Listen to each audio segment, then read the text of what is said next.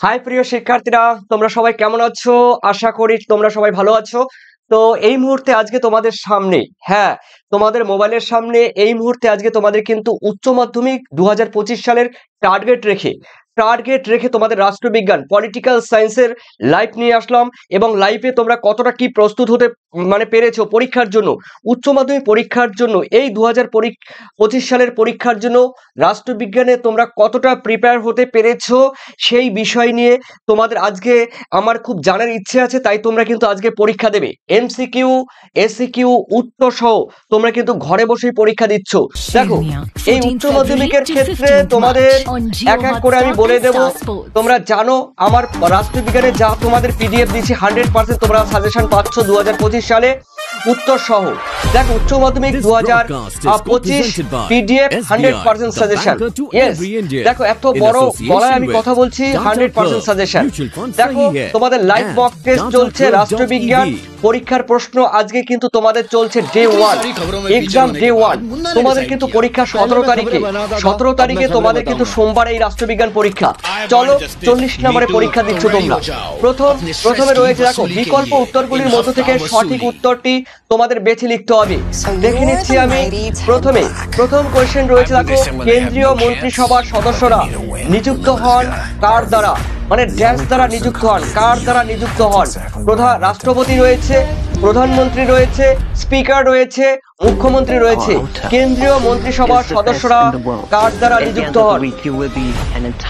দেখে কে উত্তর দেবে, জলদি উত্তর দেবে। ঠিক আছে, মন্ত্রিসভার সদস্যরা কার দ্বারা নির্বাচিত হন? অবশ্যই আমি নামগুলো বলবো। দেখো, তোমরা এখানে যারা করেছো তোমাদের উত্তর সবাই সঠিক। আমি কারো নাম বলতে পারলাম না, এক্সট্রিমলি সরি। তার কারণ তোমরা কিন্তু উত্তর সবাই বলে দিয়েছো রাষ্ট্রপতি। এ ইজ দ্য কারেক্ট আনসার। কেন্দ্রীয় মন্ত্রিসভার সদস্যরা দেখো আর নিযুক্ত হন একদম রাষ্ট্রপতির দ্বারা। ঠিক আছে, এ ইজ দ্য কারেক্ট আনসার। এরপরে চলো রয়েছে তোমাদের 2-এ, সুপ্রিম কোর্টের বিচারপতিদের অবসর গ্রহণের বয়সসীমা কত? 65 বছর, 62 বছর, তারপরে 60 বছর, 70 বছর। সুপ্রিম কোর্টের বিচারপতিদের অবসরের, এখানে অবসর বলেছে এই অবসরের রিটায়ারমেন্টের দেখো বয়স কত? উত্তর তোমরা চটজলদি বলবে, দাগ নাম্বার বলে। মঈনুদ্দিন বলছে, দেখো, আর 2-এর বি বলছে। আমি অবশ্যই বলে দেবো। দেখো, তোমরা যারা করেছো ম্যাক্সিমাম মানে 30% তোমরা ঠিক করেছো, 30%, 60% তোমরা ঠিক করেছো, 40% তোমরা ভুল করেছো। তার মানে উত্তর কিন্তু হচ্ছে তোমাদের 65 বছর। দেখো, সুপ্রিম কোর্টের বিচারপতিদের অবসরের গ্রহণের বয়স কিন্তু 65 বছর। আর যারা লিখেছো 62 বছর, এটি কিন্তু হাইকোর্টের। দেখো, এটা কিন্তু হাইকোর্ট, এই হাইকোর্টের বিচারপতিদের কিন্তু 62, সুপ্রিম কোর্টের কিন্তু 65, এটা মাথায় রাখবে। এরপরে চলো তোমাদের রয়েছে, দেখো, বার্থুন সম্মেলন অনুষ্ঠিত হয় কত সালে? দেখো, আর রয়েছে 1945 সালে, 1950 সালে, 1955 সালে, 1960 সালে। জলদি বলবে, এই বার্থুন সম্মেলন কত সালে হয়? কে পারবে আমাকে অবশ্যই বলবে। দেখে নিচ্ছি যারা এখানে বলছো। তোমরা যারা করেছো 1955 সালে বার্থুন সম্মেলন হয়। তার মানে কিন্তু উত্তর কিন্তু তোমাদের রয়েছে C is the correct answer, সঠিক আনসার কিন্তু এটি। চলো এরপরে দেখে নিচ্ছি তোমাদের রয়েছে 4-এ বলা হয়েছে সার্ক প্রতিষ্ঠিত হয় কত সালে? 1985, 1945, 1950, 1915। দাগ নাম্বার বলবে, সুসাধনা, বাপি সাহা, রোহিত, মোনালিসা, রাজ রয়েছে, তারপরে দীপাঞ্জন একাডেমি রয়েছে। ঠিক আছে, কৃষ্ণ রজত রয়েছে, নুসরত আনসারি রয়েছে, রৌনক আলী রয়েছে,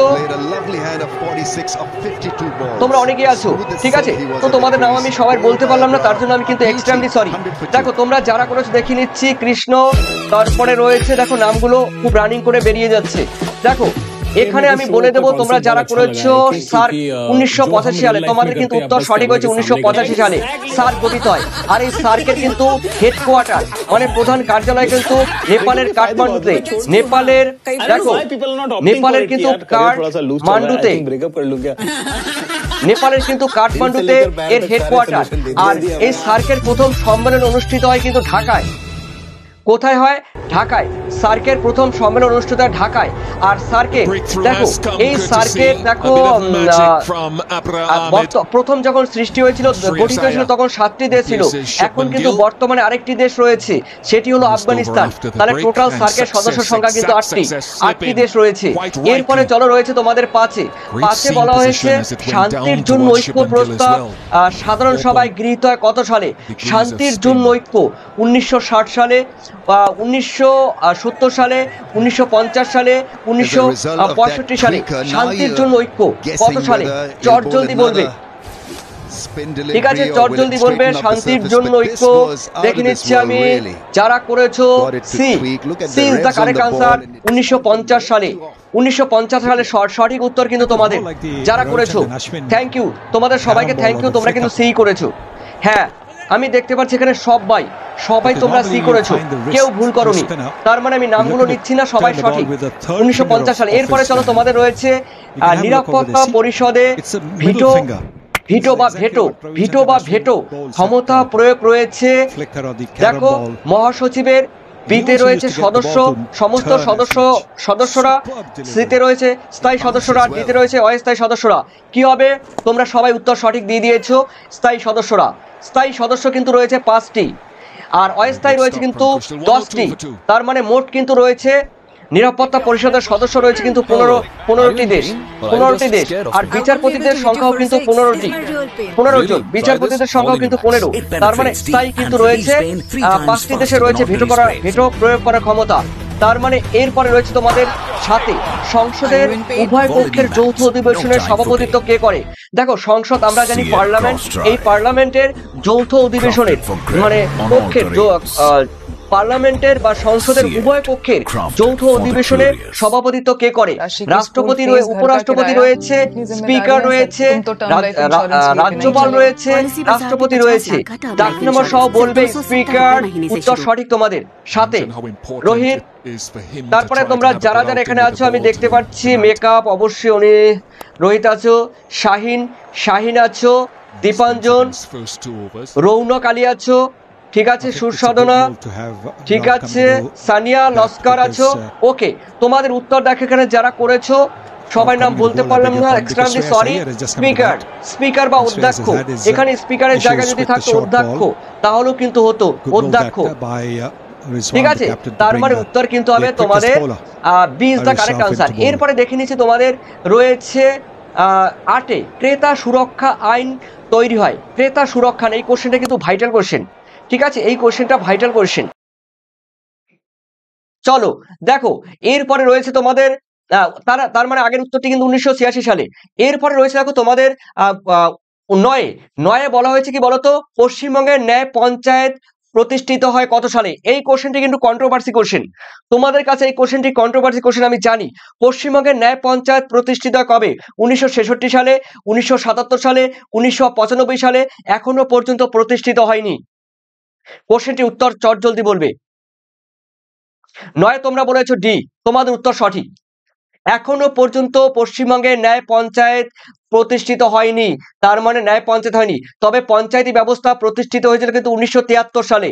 1973 সালে পশ্চিমবঙ্গের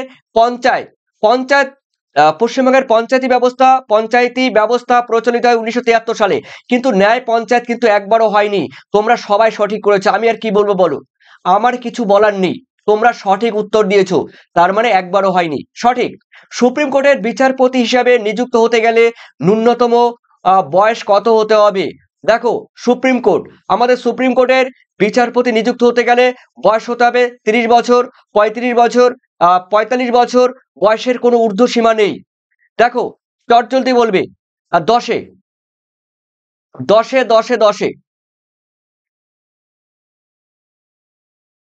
দেখে নিচ্ছি 10-এ কে কি বলবে, আমি দেখে নিচ্ছি। দেখো, সুপ্রিম কোর্টের বিচারপতিদের নিযুক্ত হতে গেলে বয়সের কোনো ঊর্ধ্বসীমা নেই। ঠিক আছে, তোমরা যারা করেছো ডি, দুই একজনে কিন্তু মিস্টেক করেছো, বয়সের কোনো শর্ত নেই, বয়সের কোনো ঊর্ধ্বসীমা নেই সুপ্রিম কোর্টে, এটা মাথায় রাখবে। কোশ্চেনটি vital question, D is the correct answer. ঠিক আছে, হলো। এরপরে চলো, তোমাদের রয়েছে 11তে বলা হয়েছে ড্যাশ হলেন, ড্যাশ মানে শূন্যস্থান ড্যাশ হলেন ব্লকের বিকাশমূলক কার্যের উদ্যোক্তা, বিডিও, এসডিও, তারপরে রয়েছে ডিএম, তারপরে রয়েছে পিএম। মানে বিতে ব্লক, এতে ব্লক ডেভেলপমেন্ট অফিসার, তারপরে রয়েছে দেখো, হ্যাঁ এসডিও, এসডিও এসডিও রয়েছে, তারপরে ডিএম রয়েছে, পিএম রয়েছে। দেখে নিচ্ছি কে কে পারবে।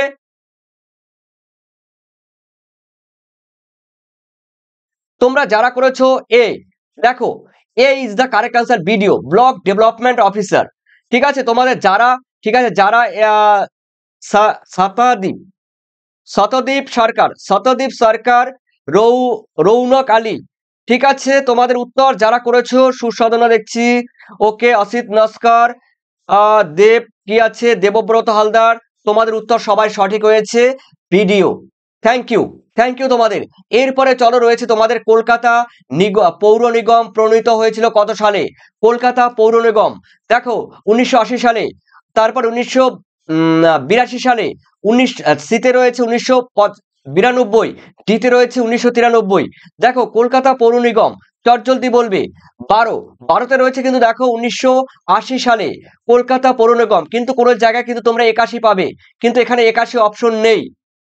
1981 সালেও কোথাও পাবে, আর কোথাও 80 সালেও পাবে, তার মানে উত্তর এ ইজ দ্য কারেক্ট আনসার। এরপরে চলো, রয়েছে তোমাদের 13, ঠান্ডা লড়াইয়ের সঙ্গে সম্পর্কিত দেশগুলির নাম কি? একে রয়েছে ভারত, সোভিয়েত ইউনিয়ন, বিতে রয়েছে চীন, পাকিস্তান, সিতে রয়েছে মার্কিন যুক্তরাষ্ট্র এবং সোভিয়েত ইউনিয়ন, ডিতে রয়েছে জার্মানি এবং ভারত। দেখে নিচ্ছি 13 বললে প্রিয়া ঘোষ, 13 বললে সি, আমি বলে দিচ্ছি তোমরা 13 সি, ঠিক আছে। নাজমুল শেখ, তরুণ বয়, ভিডিও, ঠিক আছে। এখন তুমি একটু টেনে দেখো। রাহিন ইউটিউব বলছে সি, দেখে নিচ্ছি মার্কিন যুক্তরাষ্ট্র এবং Soviet Union, C is the correct answer. ঠান্ডা লড়াই, কুল ওয়ার, এই কুল ওয়ার দেখা যাচ্ছে মার্কিন যুক্তরাষ্ট্র মানে ইউএস প্লাস ইউএসএসআর, মানে মার্কিন যুক্তরাষ্ট্র এবং সোভিয়েত ইউনিয়ন বা রাশিয়া, এই দুটি দেশের মধ্যে। এরপরে দেখো প্রিয় শিক্ষার্থীরা, তোমরা যারা আমার পিডিএফ এখনো নেওনি, PDF last minute suggestion answer PDF থাকছে, এমসিকিউ সীমিত এমসিকিউ 110টি থাকছে, এসএকিউ থাকছে তোমাদের লাস্ট মিনিটে 125টির মতো, সেই সঙ্গে থাকছে তোমাদের ব্রড কোয়েশ্চেন থাকছে তোমাদের 8টি। সম্পূর্ণ লাস্ট মিনিট তোমরা সাজেশন পেয়ে যাবে 2025 সালের জন্য, পিডিএফ তোমাদের হোয়াটসঅ্যাপে পেয়ে যাবে। হোয়াটসঅ্যাপ থেকে তোমরা পড়তে পারবে, ডাউনলোড করে নিতে পারবে, জেরক্স করে নিতে পারবে, সেই সঙ্গে এবিটিএ WBS এর টেস্ট পেপারের সম্পূর্ণ সলভ পেয়ে যাবে। মাত্র তোমাদের যারা এই ভিডিও দেখে যারা আসবে তারা 115 মানে 115 টাকা পেমেন্ট করলে কিন্তু সম্পূর্ণ তোমরা পেয়ে যাবে 115, ঠিক আছে। তবে আমি কিন্তু এই এছাড়া কিন্তু 125 এই পিডিএফ কিন্তু তোমরা যারা নিচ্ছে 125 যারা নিচ্ছে, কিন্তু এই ভিডিও দেখে আজকে প্রথম লাইভ ক্লাসে এই ভিডিও দেখে যারা আসবে তাদের জন্য 115 টাকা দেখো তোমরা পেমেন্ট করলে সম্পূর্ণটা পেয়ে যাবে। তোমরা বুঝতে পারছো এই সাজেশন তৈরি করতে মিনিমাম 1 থেকে 1.5 মাস সময় লেগেছে, এবং প্রত্যেকটি প্রশ্নের উত্তর রয়েছে, সাজেশন রয়েছে, এমসিকিউ এসিকিউ রয়েছে, সঙ্গে এবিটিএ WBS এর টেস্ট পেপারের সম্পূর্ণ সলভ পেয়ে যাবে। তবে যারা নেবে পেমেন্ট যারা করবে 7890404016 এই নাম্বারে হোয়াটসঅ্যাপ করে বলবে স্যার আমি পিডিএফ নেব, কোন নাম্বারে আমি পেমেন্ট করব, সঙ্গে সঙ্গে আমি নাম্বার বলে দেব, ওই নাম্বারে পেমেন্ট করলেই তোমরা কিন্তু সম্পূর্ণ পিডিএফ পেয়ে যাবে। ইয়েস, পিডিএফ পেয়ে যাবে। চলো এই নাম্বারে তোমরা স্ক্রিনশট দিয়ে রাখতে পারো। চলো এরপরে রয়েছে তোমাদের দেখো 14 ঠান্ডা লড়াইয়ের অবসান হয় কবে? দেখো 1980 সালে, 1995 সালে, 1991 সালে, 2000 সালে ঠান্ডা লড়াই কুল ওয়ার। দেখো কুল ওয়ার, এই কুল ওয়ার কত সালে সমাপ্তি হয়, অবসান হয়? দেখে নিচ্ছি 14 সি। তোমরা সবাই করেছো স্বর্ণলতা, স্বর্ণলতা, শাহিন, তোমরা সবাই সবাই সবাই তোমরা উত্তর সঠিক করেছো। থ্যাংক ইউ, থ্যাংক ইউ তোমাদের। 1991 সালে is the correct answer, C. ঠিক আছে, থ্যাংক ইউ তোমাদের সবাই, কিন্তু পুরো পুরো তুক্ষার প্রিপারেশন নিয়েছো। একদম একদম একদম পরীক্ষার জন্য তোমরা এখন পারফেক্ট। চলো, ভারতের পররাষ্ট্রনীতির একটি অভিনব বৈশিষ্ট্য কি? দেখো পররাষ্ট্রনীতি মানে তোমরা জানো অন্য দেশের সঙ্গে যে কূটনীতি সম্পর্ক, সেই কূটনৈতিক সম্পর্কের প্রধান বৈশিষ্ট্য কি, অভিনব বৈশিষ্ট্য কি? ব্যবসার প্রসার, অন্য রাষ্ট্রকে অধীনে আনা, এটা কোনোদিনও হবে না। পঞ্চশীল নীতির অনুকরণ, এদের কোনোটি নয়। অবশ্যই দেখো এর মধ্যে রয়েছে যারা করেছো পঞ্চশীল নীতির অনুকরণ, তার মানে তোমাদের C is the correct answer. ঠিক আছে, আর অন্য রাষ্ট্রকে অধীনে আনা এটা বলবো না, তবে উত্তর তোমাদের হবে C is the correct answer. যারা সি করেছো তোমাদের থ্যাংক ইউ। চলো এরপরে দেখে নিচ্ছি তোমাদের রয়েছে এই কোশ্চেনটি খুবই গুরুত্বপূর্ণ একটি কোশ্চেন, খুবই ভিভিআই একটি কোশ্চেন। এই কোশ্চেনটি ট্রিপল স্টার, এই কোশ্চেনটি বলা আছে the making of foreign policy, গ্রন্থটি লেখককে। দেখো এই কোশ্চেনটি খুবই গুরুত্বপূর্ণ রাখলাম, তার কারণ তোমরা জানো এই কোশ্চেনটি তোমাদের ক্ষেত্রে এবারে পরীক্ষার ক্ষেত্রে গুরুত্বপূর্ণ। The making of foreign policy গ্রন্থটি Rabindranath Tagore, Morgan থাউ, Joseph Frankel, তারপরে রয়েছে ইভান লুয়ার্ড। ঠিক আছে, তোমরা সবাই উত্তর করে দিয়েছো, আমার কিছু বলার নেই। তবে একজন দেখলাম প্রতাপ তুমি ঠিক করেছো, হ্যাঁ ঠিক করেছো। ঠিক আছে, জিন্নাত তুমিও ঠিক করেছো। দেখো উত্তর কিন্তু হবে জোসেফ ফ্রাঙ্কলিন। ঠিক আছে, উত্তর সঠিক, থ্যাংক ইউ। খুবই গুরুত্বপূর্ণ কিন্তু পরীক্ষা আসার মতো কোশ্চেনটি। এরপরে রয়েছে তোমাদের দেখো 17 সম্মিলিত জাতিপুঞ্জের পূর্ববর্তী সংস্থা কোনটি? দেখো সম্মিলিত জাতিপুঞ্জের পূর্ববর্তী সংস্থা অছি পরিষদ, অর্থনৈতিক ও সামাজিক পরিষদ, নিরাপত্তা পরিষদ, দ্বিতে রয়েছে জাতিসংঘ। তোমরা মোনালিসা সিংহ 17 ডি বলে দিয়েছো, আর বাকি দেখে নিচ্ছি দীপালি ডি বলে দিয়েছো, দেখে নিচ্ছি শাহিন ইউটিউব ডি বলে দিয়েছো। ঠিক আছে, আর আমি নামগুলো বললাম না, জুহিতা বড়ু, তরুণ বয়, দেখে নিচ্ছি উত্তর তোমাদের সঠিক হয়েছে। দেখো রয়েছে জাতিসংঘ, টি ইজ দ্য কারেক্ট আনসার, জাতিসংঘ। ঠিক আছে, হলো। এরপরে চলো তোমাদের রয়েছে কত, দেখো রয়েছে 18 রয়েছে। এই 18 নম্বরের মধ্যে আমরা দেখে নিচ্ছি 1945 সালে টি সদস্য জানো তো, টি মানে কটি, টি মানে কটি সদস্য নিয়ে সম্মিলিত জাতিপুঞ্জ তার প্রথম যাত্রা শুরু করেছিলেন? 1945 সালে সম্মিলিত জাতিপুঞ্জ ইউনাইটেড নেশন, এই ইউনাইটেড নেশন বা সম্মিলিত জাতিপুঞ্জ 1945 সালে কটি দেশ নিয়ে তার যাত্রা শুরু করেছিলেন? যারা করেছো B is the correct answer, is the correct answer. কিন্তু এটা হবে না, এটা যারা করেছে হবে না। এটা কিন্তু বর্তমানে ইউএন এর মোট সদস্য সংখ্যা কিন্তু 1993টি, মানে 193টি বর্তমানে। এটা প্রেজেন্ট, এটি কিন্তু প্রেজেন্ট বর্তমানে, এটি কিন্তু বর্তমানে 193টি। কিন্তু প্রথম যখন যাত্রা শুরু করে জীবনের প্রথম চলার পথে, তখন 50টি দেশ ছিল। এরপরে রয়েছে দেখো তোমাদের রয়েছে 19-এ অর্থ বিল প্রথম উপস্থাপিত হয় কোথায়? লোকসভায়, রাজ্যসভায়, সুপ্রিম কোর্টে, হাইকোর্টে। দেখো অর্থ বিল কোথায় উপস্থাপিত হবে? স্যার বাড়ি কোথায় বলেন না। আমার বাড়ি তরুণ বয়, আমার বাড়ি কল্যাণী, ব্যারাকপুর, নৈহাটি, কাঁচরাপাড়া, কল্যাণী। ওকে, তো চলো দেখে নেওয়া যাক। অর্থ বিল প্রথম উপস্থাপিত হয় কোথায়? যারা করেছে এ, তোমাদের এ কিন্তু সবার সঠিক উত্তর, কোনো কথা হবে না। তোমরা সবাই উত্তর সঠিক করেছো। লোকসভায় শুভদীপ চক্রবর্তী লোকসভায়, ঠিক আছে, উল্লেখ করে দিয়েছে। ওকে থ্যাংক ইউ তোমাদের। গৌতম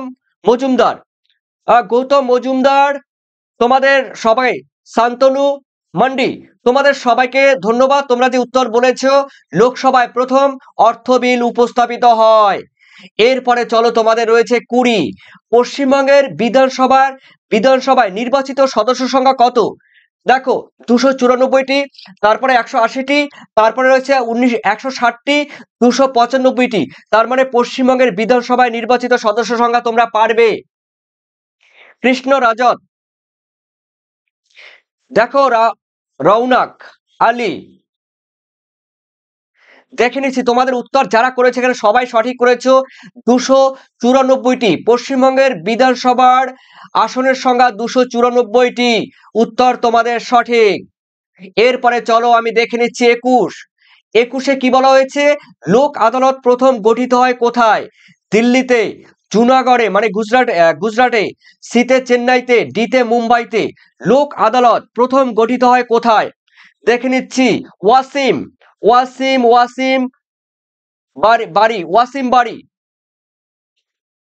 দেখো এরপরে দেখে নিচ্ছি, আর দেখো ভূগোল ক্লাস আমি নেব, আজকে রাষ্ট্রবিজ্ঞান হবে, কালকে ইতিহাস। কালকে কিন্তু তোমাদের 8টার সময় ইতিহাস হবে, ঠিক আছে? কালকে রাত 8টার সময় ইতিহাস হবে, লাইভ মক টেস্ট। যাদের ইতিহাস সাবজেক্ট আছে কালকে কিন্তু তোমরা সরাসরি 8টার সময় চলে এসো, আমিও তোমাদের সঙ্গে 8টার সময় থাকবো।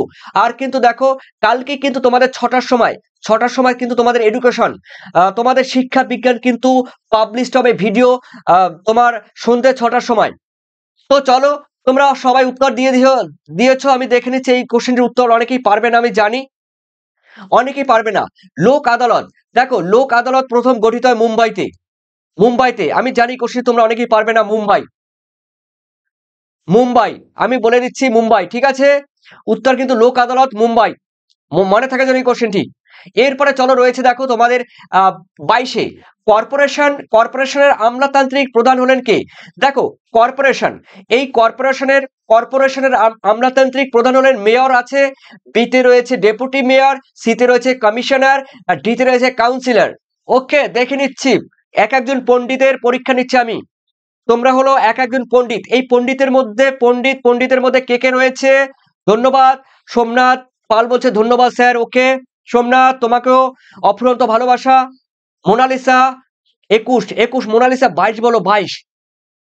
মোনালিসা আমি 22-এ চলে গেছি। শান্তনু মান্ডি 22 রে, আমি বলে দেব কর্পোরেশনের আমলাতান্ত্রিক বলেছে, কিন্তু আমলাতান্ত্রিক কোশ্চেনটি একটু টাফ আছে, দেখে নিচ্ছি। সারা ক্রাফ সি বলছো, আমি বলে দিচ্ছি উত্তর সঠিক হয়েছে সারা ক্রাফ, উত্তর সঠিক সি। কমিশনার, উত্তর কিন্তু কমিশনার। এই মেয়র, ডেপুটি মেয়র, কাউন্সিলর এইসব চলবে না, কমিশনার হবে, কমিশনার, ঠিক আছে? কর্পোরেশনের আমলাতান্ত্রিক প্রধানকে কমিশনার। এরপরে চালু রয়েছে তোমাদের কত রয়েছে দেখো তো, 23। দেখো, তপশিলি জাতি, তপশিলি উপজাতি ও মহিলাদের জন্য 73তম সংবিধান সংশোধনের মাধ্যমে আসন সংরক্ষণের ব্যবস্থা করা হয়েছে কত সালে? 1992, 1993, 1994, 1995 সালে। জলদি উত্তর দেবে, জলদি, কুইকলি দেখে নিচ্ছি কে পারবে কে পারবে না। অবশ্যই আমি আছি তোমাদের সঙ্গে, কে পারবে আর কে পারবে না, আমি না পারলে তো আমি আছি, অত টেনশন কেন? ক্লাস করো, ক্লাস করতে করতে দেখবে কি হবে বলো তো, মাইন্ড ফ্রেশ হয়ে যাবে। পরীক্ষাটা দাও, পরীক্ষায় যে পরীক্ষা দিচ্ছ, পরীক্ষা দিলে মাইন্ড ফ্রেশ হয়ে যাবে। যে কোনো জায়গা থেকে কোশ্চেন দেখ না কেন, সব কোশ্চেন আনসার দিয়ে আসবে। উত্তর কিন্তু 1992 সালে, যারা করেছে 1992, এ ইজ দ্য কারেক্ট আনসার। তারপর লাস্টে একটা কথা বলবো, কে কত নাম্বার পেয়েছে অবশ্যই আমাকে বলবে। 24 দেখো এমসিকিউ লাস্ট কোশ্চেন, এরপর এসএকিউ। কলকাতা হাইকোর্টের এলাকা রয়েছে কোন পর্যন্ত? উড়িষ্যা, বিতে রয়েছে বিহার, সিতে ত্রিপুরা, আর ডিতে রয়েছে আন্দামান নিকোবর দ্বীপপুঞ্জ। কোশ্চেনটি আপাত দৃষ্টিতে খারাপ হলেও কোশ্চেনটি খুবই ভাইটাল কোশ্চেন, আপাত দৃষ্টিতে খারাপ লাগলেও কোশ্চেনটি খুব vital. 24 Bapi, Prince with Mohsin, Surasadhana, Radhe, Anshu, Asadul Sheikh, Prince boy.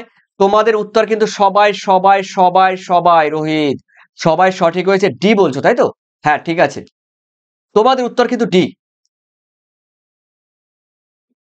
Thank you. চলো এরপরে তোমাদের একটা কথা বলছি, দেখো এই যে এসসিকিউ, এসসিকিউ গুলো ভাইটাল এবার পরীক্ষার ক্ষেত্রে খুবই ভাইটাল এসসিকিউ। তবে তবে তোমরা এই দেখে নাও, নিম্নলিখিত প্রশ্নগুলির অতি সংক্ষিপ্ত উত্তর দাও, বিকল্প মানে অথবা দিয়ে যেটা থাকবে সেটা লিখতে পারবে। তবে এই কোশ্চেনে তোমাদের লেখার কোনো দরকার নেই। এই পরীক্ষার ক্ষেত্রে আমি যে অনলাইনে পরীক্ষা নিচ্ছি, আমি যে এই অনলাইনে পরীক্ষা নিচ্ছি, এই অনলাইনের পরীক্ষার ক্ষেত্রে তোমাদের লেখার দরকার নেই। তোমরা লিখবে ইয়েস আর তোমরা লিখবে নো। যারা পারবে উত্তর, যারা পারবে তারা লিখবে ইয়েস, আর যারা পারবে না তারা লিখবে নো।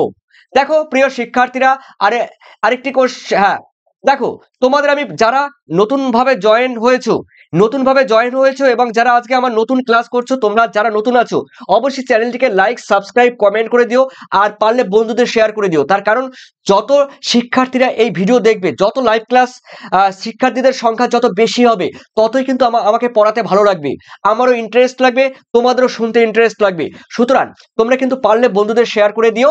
আর সেই সঙ্গে তোমরা যারা এখনো আমার last minute suggestion, MCQ, SCQ উত্তর, পিডিএফ, সীমিত কোশ্চেন, ভিবিআই, এবিটিএ, ডাব্লিউবিএস এর টেস্ট পেপারে সম্পূর্ণ সলভ পাবে পিডিএফ এ। এই পিডিএফ থেকে তোমরা কিন্তু সরাসরি পড়তে পারবে, ডাউনলোড করে নিতে পারবে, তারপরে মানে স্টাডি করে মানে পড়তেও পারবে। ঠিক আছে, আর সম্পূর্ণ তোমরা কিন্তু এই পিডিএফ থেকে তোমরা পাবে। আর পিডিএফ কিন্তু আমি বলে দিচ্ছি 100% কমন, এর বাইরে কোনো কোশ্চেন হবে না, হতে পারে না। ঠিক আছে, তাই তোমাদের এই পিডিএফ নিতে গেলে কিন্তু হোয়াটসঅ্যাপে যোগাযোগ করতে হবে। আর এই ভিডিও দেখে যারা আসবে তারা কিন্তু 115 পেমেন্ট করলেই কিন্তু আমি তাদের এই পিডিএফ দিয়ে দেবো।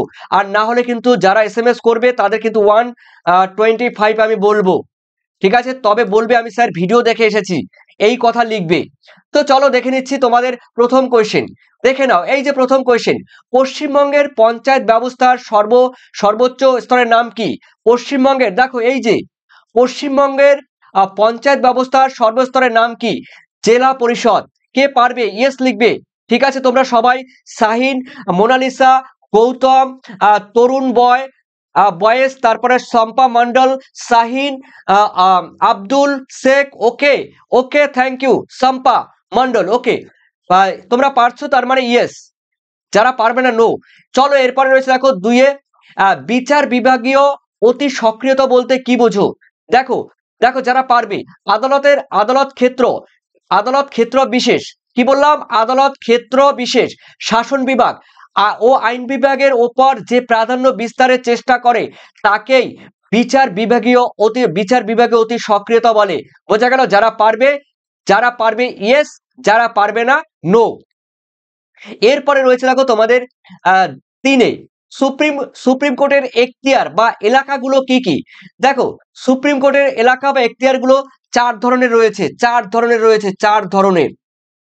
দেখো মূল এলাকা আছে, আপিল এলাকা আছে, পরামর্শদান এলাকা আছে, আরেকটি রয়েছে কিন্তু যুক্ত হয়েছে নির্দেশ, আদেশ ও লেখ জারি করার এলাকা।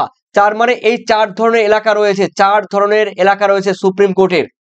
চলো এরপরে রয়েছে অথবা দিয়ে, গণ আদালতের কার্যাবলী কি? ইয়েস লিখবে, নো লিখবে। ঠিক আছে, দেখো গণ আদালত নাম্বার 1, ভারতের বিভিন্ন আদালতের কাজের চাপ হ্রাস করে। বিতে রয়েছে দ্রুত বিরোধের নিষ্পত্তি বা মেটায়। সিতে আছে নাগরিকদের বিনা ব্যয়ে বিচার পাওয়ার সুযোগ দেওয়া ইত্যাদি। ওকে, এটা হলো গণ আদালতের কার্যাবলীর মধ্যে একটি। এরপরে রয়েছে দেখো 4, রাজ্যপালের স্বেচ্ছাধীন ক্ষমতা বলতে কি বোঝো? দেখো পারলে ইয়েস, না পারলে নো। দেখো যে ক্ষমতা প্রয়োগের ক্ষেত্রে রাজ্যপাল মুখ্যমন্ত্রীর সঙ্গে পরামর্শ করতে বাধ্য নন। ঠিক আছে, রাজ্যপাল মুখ্যমন্ত্রীর সঙ্গে কিন্তু পরামর্শ করতে বাধ্য নন। যেসব বিষয়ে স্বেচ্ছাধীন ক্ষমতা রয়েছে সে বিষয়ে রাজ্যপালের সিদ্ধান্তই চূড়ান্ত সিদ্ধান্ত। এরপরে রয়েছে তোমাদের 5-এ ভারতের রাষ্ট্রপতি কিভাবে নির্বাচিত হয়। দেখো, একক হস্তান্তরযোগ্য ভোটের ভিত্তিতে সমানুপাতিক প্রতিনিধিত্ব এর নিয়মানুযায়ী গোপন ভোটের মাধ্যমে একটি নির্বাচন সংস্থা দ্বারা ভারতের রাষ্ট্রপতি নির্বাচিত হন। ভারতের সংসদের উভয় কক্ষের ও ভারতের সব অঙ্গরাজ্য এবং কেন্দ্রশাসিত অঞ্চলের বিধানসভার নির্বাচিত সদস্যদের নিয়ে নির্বাচন সংস্থা গঠিত হয়। চলো, এরপরে রয়েছে দেখো তোমাদের সাথে 6 আন্তর্জাতিক আদালত কোথায় অবস্থিত। দেখো, এই কোশ্চেনটি খুব গুরুত্বপূর্ণ এবং ভাইটাল কোশ্চেন। দেখো, নেদারল্যান্ডের হেগ শহরে আন্তর্জাতিক আদালত অবস্থিত। এরপরে রয়েছে দেখো তোমাদের সম্মিলিত জাতিপুঞ্জ দিবস রূপে বছরের কোন দিনটি পালিত হয়। প্রতি বছর দেখো 24শে অক্টোবর দিনটি পালিত হয়। যারা পারবে ইয়েস, যারা পারবে না নো। সাথে অর্থনৈতিক ও সামাজিক পরিষদের কতজন সদস্য নিয়ে গঠিত। দেখো, অর্থনৈতিক এবং সামাজিক পরিষদের 54 জন সদস্য নিয়ে গঠিত। 8-এ সাধারণ সভায় প্রতিটি সদস্য রাষ্ট্র কতজন প্রতিনিধি পাঠাতে পারে। উত্তর কিন্তু হবে সদস্য রাষ্ট্র 5 জন প্রতিনিধি পাঠাতে পারে, 5 জন। ওকে, এরপরে রয়েছে তোমাদের 11 সম্মিলিত জাতিপুঞ্জের কোন দুটি সংস্থা সনদ সংশোধনের কাজ করে। নিরাপত্তা পরিষদ ও সাধারণ সভা। এরপর অথবা দিয়ে রয়েছে দেখো তোমাদের সম্মিলিত জাতিপুঞ্জের বর্তমান মহাসচিব কে। Antony Guterres. ঠিক আছে, অ্যান্টনি গুতেরেস। এরপরে রয়েছে দেখো তোমাদের পররাষ্ট্রনীতির দূরপাল্লার লক্ষ্য কি। দেখো, কে যে হলটির মতে পররাষ্ট্রনীতির দূরপাল্লার লক্ষ্য বলতে বোঝায় চূড়ান্ত রাজনৈতিক মতাদর্শের ভিত্তিতে আন্তর্জাতিক ব্যবস্থার পুনর্গঠন। ওকে, বাপি আছো, শাহিন, রৌনিক, অফিসিয়াল, সঞ্জিতা সিকদার আছো, কৃষ্ণা রাজাক আছো, রাজাক কৃষ্ণ রাজ্জাক আছো, বাপি সিংহ আছো, কৃষ্ণ। ওকে, চলো তোমাদের নিয়ে আমি শেষ করব। চলো, রয়েছে এরপরে রয়েছে দেখো 11তে বলা আছে গুজরাল নীতির কার সৃষ্টি। দেখো, ইন্দর কুমার গুজরাল ভারতের প্রাক্তন পররাষ্ট্র ও প্রধানমন্ত্রী ছিলেন। তার দ্বারা কিন্তু সৃষ্টি গুজরাল নীতি। এরপরে রয়েছে দেখো তোমাদের অথবা দিয়ে ভারতের কোন প্রধানমন্ত্রী শ্রীলঙ্কার সাথে শান্তি চুক্তি স্থাপন করেছিলেন 1987 সালে। ভাইটাল কোশ্চেন 1987 সালে রাজীব গান্ধী। উত্তর কিন্তু হবে রাজীব গান্ধী। সাপটা, দেখো তোমাদের 12তে রয়েছে সাপটার ফুল ফর্ম কি। Vital question, south Asian free trade area. কি বললাম, south Asian free trade area. ঠিক আছে, সাপটা, এটা হলো ফুল ফর্ম। এরপরে রয়েছে দেখো তোমাদের টিপিএ ফুল ফর্ম কি। দেখো, নন পলিফারেশন ট্রেটি। ঠিক আছে, নন পলিফারেশন ট্রেটি, এনপিটি এর সম্পূর্ণ অর্থ। এরপরে রয়েছে দেখো তোমাদের মার্শাল পরিকল্পনার মূল উদ্দেশ্যগুলো কি কি। দেখো, মার্শাল পরিকল্পনার মূল উদ্দেশ্য ছিল সোভিয়েত ইউনিয়নের বিরোধিতা করা ও তৎসহ কমিউনিজম বিরোধী রাষ্ট্র জোট গঠন করা ছিল মার্শাল পরিকল্পনা। এটা কিন্তু রাশিয়ার। মার্শাল পরিকল্পনার মূল উদ্দেশ্য কিন্তু সোভিয়েত রাশিয়ার বিরোধী। দেখো, সোভিয়েত ইউনিয়নের বিরোধিতা করা। দেখো, মার্শাল পরিকল্পনার মূল উদ্দেশ্য কি ছিল। সোভিয়েত ইউনিয়নের বিরোধিতা করা। মার্শাল পরিকল্পনা তৎসহ কমিউনিজম বিরোধী রাষ্ট্রজোট গঠন করা। ঠিক আছে, এটা হবে। এরপরে রয়েছে দেখো তোমাদের দাতাত। এই দাতাত বলতে কি বোঝায়, খুবই গুরুত্বপূর্ণ একটি কোশ্চেন। দাতাত বলতে কি বোঝায়, দেখো দাতাত তোমরা দেখে নিও। এরপরে রয়েছে দেখো তোমাদের 14। দেখো, পটসডাম সম্মেলন যোগদানকারী দুজন নেতার নাম কি। দেখো, জোসেফ স্ট্যালিন ও হেনরি এস ট্রুম্যান। ওকে, এরপরে রয়েছে বহু মেরুতা বলতে কি বুঝো তোমরা দেখে নিও। এরপরে রয়েছে দেখো ন্যাম, খুবই গুরুত্বপূর্ণ কোশ্চেন। ন্যামের ফুল ফর্ম কি। দেখো, নন অ্যালাইন্ড মুভমেন্ট। ওকে, এরপরে রয়েছে দেখো তোমাদের ন্যাটোর ফুল ফর্ম কি। North Atlantic treaty organization. খুবই গুরুত্বপূর্ণ এবং VVI ন্যাট, north Atlantic treaty organization. 12। এরপর রয়েছে এখন 16 লাস্ট কোয়েশ্চেন। 12 কমিটি কি। দেখো, 12 কমিটি হলো পৌর এলাকায় এলাকা ভিত্তিক বিশেষ কমিটি হলো এই 12 এলাকা। 5 থেকে 10টি ওয়ার্ড নিয়ে এক একটি 12 কমিটি, এক একটি কি হয় বলতো 12 গঠিত হয়। তো উক্ত ওয়ার্ডের কাউন্সিলরগণ সংশ্লিষ্ট 12 কমিটির সদস্য হন। বর্তমানে কলকাতা পৌর নিগমের দেখো 15টি 12 কমিটি রয়েছে। ওকে, এগুলো তো বুঝতেই পারছো তোমাদের কোশ্চেনটি কতটা গুরুত্বপূর্ণ। আশা করি তোমরা কিন্তু ফাইনাল পরীক্ষাও কিন্তু তোমরা পাবে। এইভাবে তোমাদের কিন্তু প্রত্যেক দিন লাইভ ক্লাস দিয়ে যাব। কালকে ইতিহাস, পরশুদিন কিন্তু থাকবে তোমাদের ভূগোল, তারপরের দিন থাকবে তোমাদের পরিবেশবিদ্যা। যার যেদিন যে সাবজেক্টগুলো রয়েছে সেই সাবজেক্টগুলো তোমরা লাইভ ক্লাস দেখে নেবে। আর তোমাদের মূল্যবান কমেন্ট আমার এই ভিডিও শেষে, লাইভ ভিডিও শেষে, এখন কিন্তু তোমরা যতই কমেন্ট করো কমেন্ট কিন্তু থাকবে না। লাইভ ভিডিও শেষে তোমরা কিন্তু কমেন্ট করে জানিয়ে দিও। আর তোমরা যারা পিডিএফ নেবে, লাস্ট মিনিট সাজেশন, রাষ্ট্রবিজ্ঞান রয়েছে, ইতিহাস রয়েছে, ভূগোল রয়েছে, শিক্ষাবিজ্ঞান রয়েছে, তবে ইংলিশ সাজেশনটি তোমরা সম্পূর্ণ উত্তর সহ পেয়ে যাবে 2-1 দিনের মধ্যে।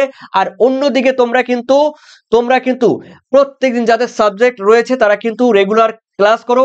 আর তোমাদের কিছু জানার থাকলে অবশ্যই আমাকে জানাতে পারো।